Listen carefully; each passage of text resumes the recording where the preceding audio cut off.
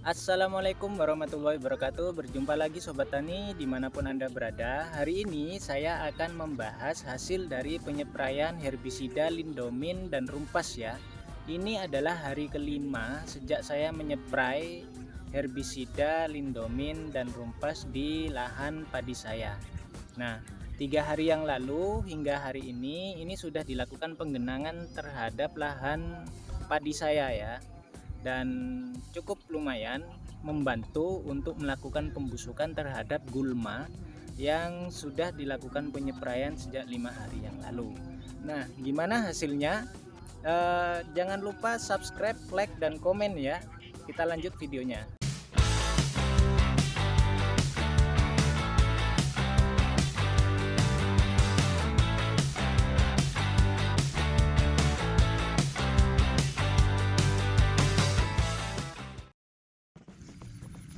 Nah, hari ini kita akan memberitahukan hasil dari aplikasi Lindomin dan Rumpas di tanaman padi saya yang terlambat dilakukan penyiangan ya, hingga umur 30 hari.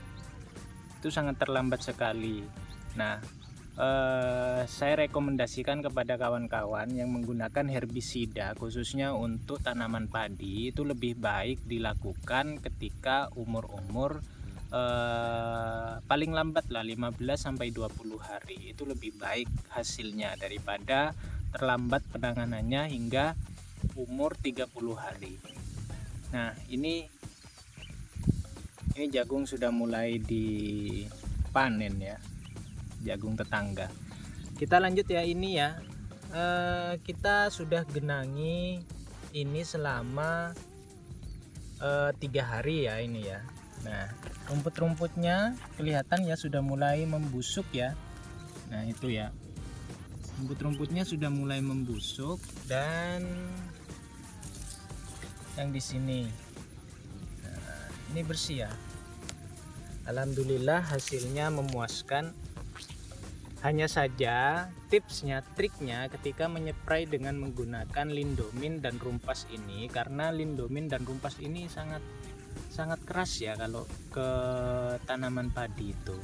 Bisa stresnya itu bisa berlebih kalau daripada kita menggunakan herbisida yang khusus tanaman padi saja seperti Nomen sama Novlek itu ya. Itu lebih aman terhadap padi. Kalau Lindomin ini kan untuk beberapa tanaman juga. Terus yang Rumpas itu juga bisa digunakan untuk bawang dan sebagainya. Nah, itu juga mempengaruhi ya terhadap hasil. Nah, tips dan triknya ketika penyepraian itu dilakukan di sini, di sela-sela ini ya, di sela-sela antara padi ya. Dan itu dilakukan setengah dari tinggi tanaman padi. Jadi tidak boleh dilakukan di atas pengabutannya. Jadi diturunkan sehingga tinggi sepuyernya tangki kita itu berada di ketinggian setengah dari tanaman padi. Dan ini hasilnya bersih ya, alhamdulillah. Nah, ini secara kalau kita amati dari atas,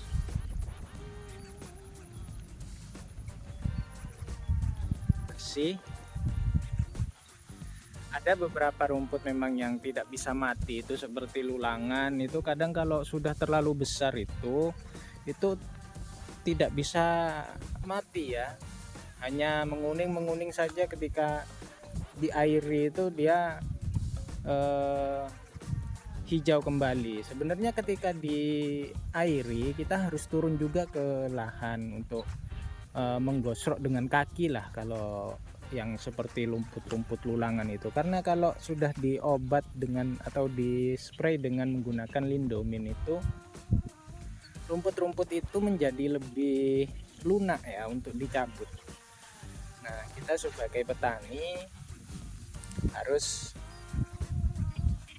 jangan cuma di pematang sawah seperti ini. Kita harus turun lalu menggosok dengan kaki atau mencabuti rumput yang tidak bisa mati dengan herbisida ya. Nah, seperti rumput-rumput ini yang sudah terlalu tinggi, nah ini tidak bisa mati. Kalau rumput-rumput yang masih dalam tahap pertumbuhan, daun 5, daun 7 itu masih bisa ya diatasi. Hanya saja tips dan triknya yaitu tadi harus ketika penyepraian tingginya setengah dari tanaman padi gitu ya. Nah, itu tadi adalah hasil dari penyepraian herbisida yang saya lakukan. Memang sebenarnya untuk penyepraian herbisida itu tidak boleh terlambat ya. Kita harus masuk untuk penyepraian herbisida itu di umur padi sekitar 15 hingga 20 HST. Nah, jangan tiru seperti saya itu melakukannya sangat terlambat ya. Di umur padi sekitar 30 HST itu sangat terlambat sekali. Maka dari itu untuk kawan-kawan petani yang akan melakukan herbisida, menyeprai herbisida dengan menggunakan menyeprai gulma dengan menggunakan herbisida, sebaiknya jangan terlambat. Itu yang bisa saya infokan kepada teman-teman petani khususnya tanaman padi ya. Semoga video yang selalu saya buat ini bermanfaat untuk kawan-kawan petani di Indonesia. Salam sehat dari saya, salam hangat, salam petani Indonesia. Billahi taufik wal hidayah. Wassalamualaikum warahmatullahi wabarakatuh. Bye bye.